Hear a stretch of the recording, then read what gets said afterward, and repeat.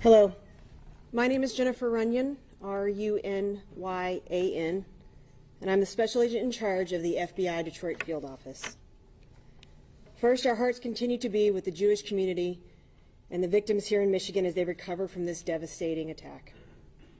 Thankfully, the brave officers and security personnel who protected the temple yesterday are recovering, and we continue to pray for their speedy recovery, their speedy healing.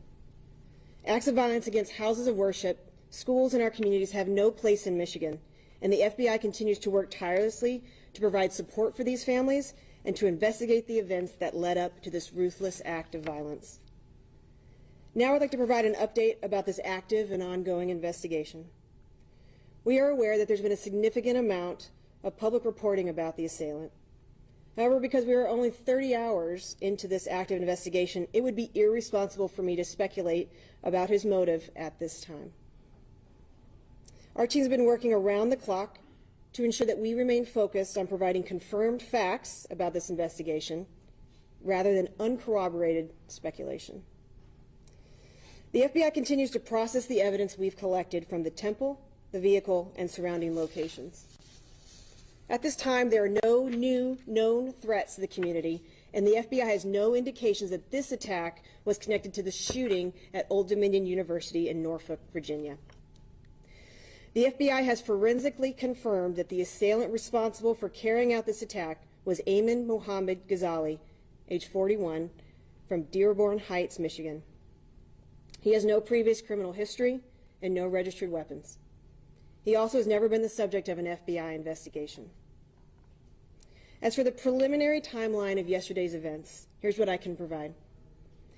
At approximately 9:58 a.m., Ghazali drove his gray Ford F-150 into the parking lot of Temple Israel. From approximately 10 a.m. to 12:15 p.m., Ghazali remained parked in his vehicle in the parking lot. No other persons or vehicles were observed associating with him.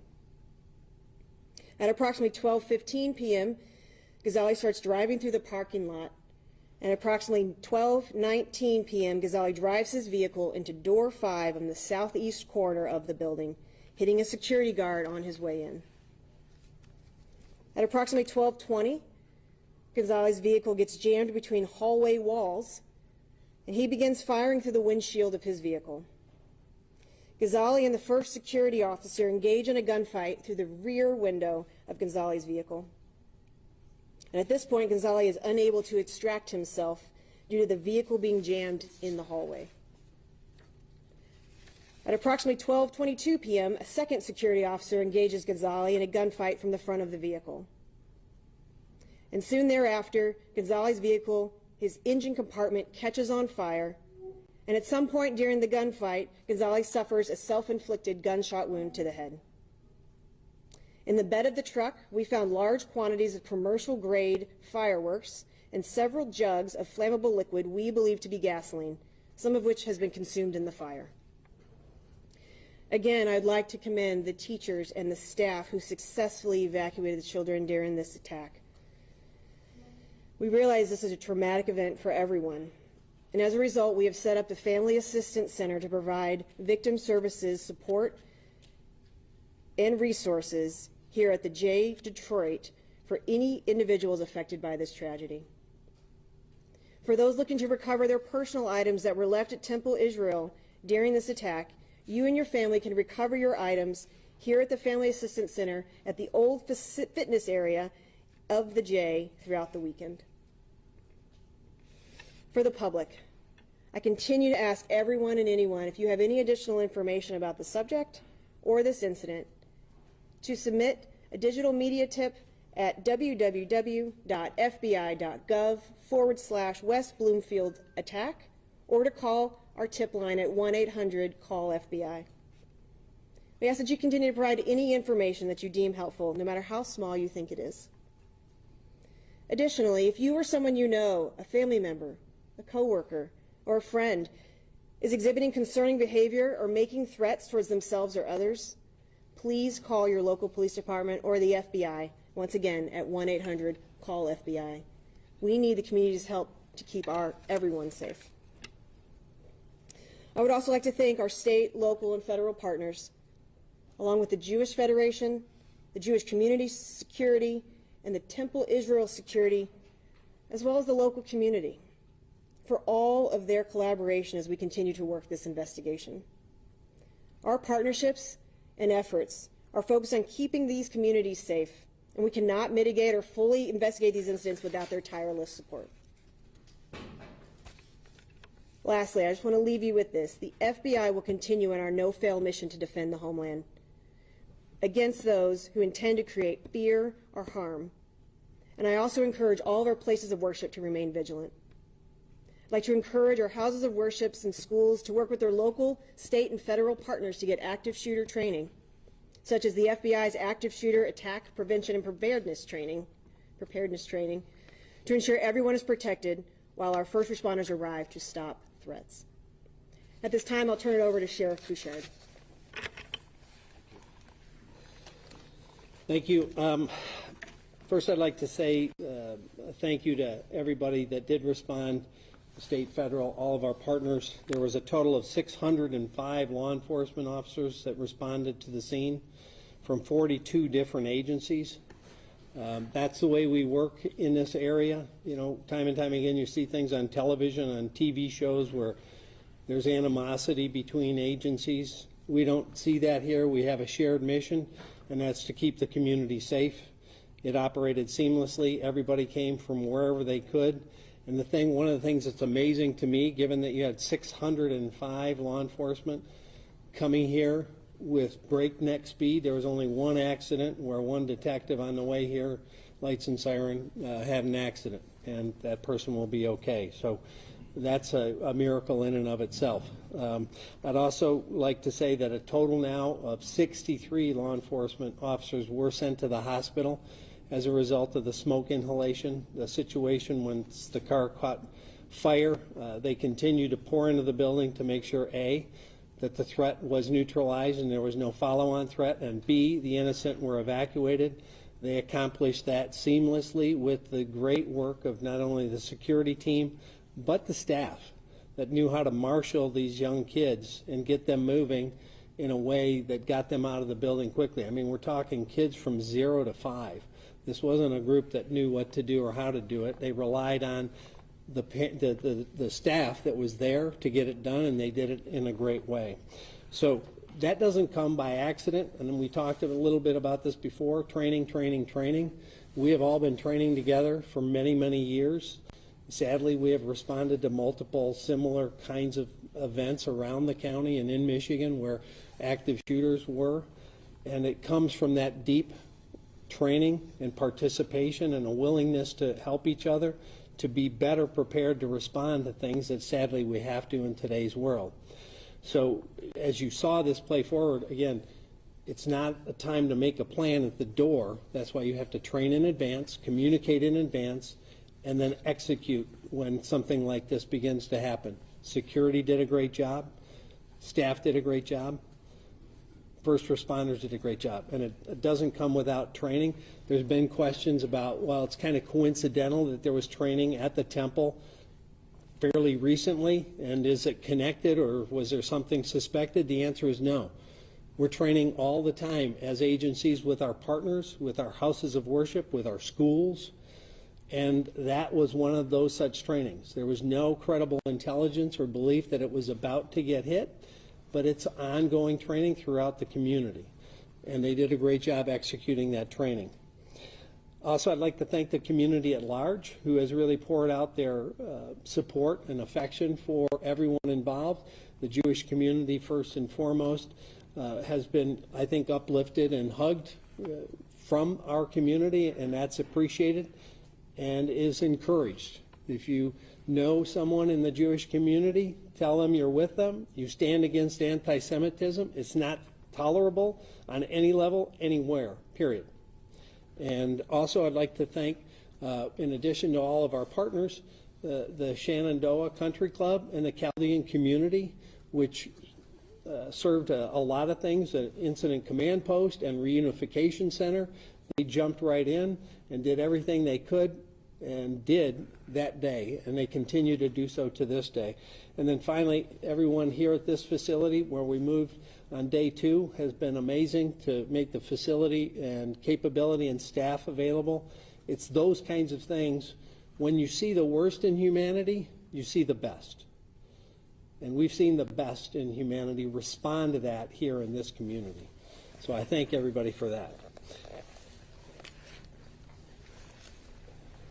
Good evening. Dale Young, Police Chief of West Bloomfield Township. I want to start off by saying that I echo many of the sentiments that you just heard from both the FBI and our Oakland County Sheriff. To my local, county, state, federal, and private partners, thank you for your invaluable assistance during one of the darkest days in West Bloomfield Township's history. To my officers, dispatchers, civilian staff, and fire partners, I am incredibly proud of how, without hesitation, you responded to this incident. You were pressure tested and demonstrated your readiness and the high level of your ability to respond to heinous acts of violence. To my West Bloomfield community, your Township Board of Trustees continues to invest in the professional development of its public safety personnel, to include equipping us with some of the best equipment in the industry. Your public safety is ready and vigilant to keep you safe. West Bloomfield, we will make it through this together. And with that, I'm going to turn it over to the Jewish Community CEO, Steve Ingber. I said this yesterday, I'll say it again. I'm not surprised, I'm not shocked, and we've got to stop this. That's point blank. And I also want to remind my Jewish brethren that we are here, we will be here, we will come out stronger. We may be down, but we will reunite. Tonight is Shabbat, and I ask all of you to say a prayer. And I want to thank everybody behind me and the 605 people that ran towards trouble. So when you're looking for a friend, when you're looking for who's with us, there were 605 people willing to give their life to save us. Thank God that didn't have to happen. And may we all have a better day ahead. We'll go ahead and take some questions now. Go ahead, Corey. Hi, it's Corey and JP for Chief and Sheriff and Special Agent. If this guy drove from Dearborn Heights, he passed an awful lot of synagogues on the way. Is there a reason why he chose Temple Israel? Did he have any kind of connection with the temple of the congregation here? At this time, it's still part of the ongoing investigation. I don't have any information to show an intent of why this synagogue versus another. Special Agent, do you have any hard numbers on the number of rounds that were fired or fireworks found in the trunk? I don't yet. Right now, we're still processing and assessing everything that we have and sending to the lab. Obviously, fireworks also, when they catch fire, they condense and smaller, so we're working on getting an accurate amount of pounds, and I just didn't want to put out any inaccurate information today. Is it typical for somebody to sit in a vehicle for multiple hours at the parking lot? If so, I understand that, but if not, did security approach the vehicle while he was sitting there, or did nobody come up to it during that time while it was in the parking lot? That's part of our investigation as well. Many people, I don't know how to opine right now on his motives, and so I don't want to speculate and give you any information. All I know is that based upon the surveillance footage that we had, he sat in the parking lot from 10 a.m. to 12:15 p.m. and decided to start driving after that. Okay. Renelle Greer, the Jewish News. Did he have a self-inflicted wound as well? Yes, ma'am. Preliminary reports from the medical examiner's office show a self-inflicted gunshot wound to the head. To the head? Mm-hmm. Okay.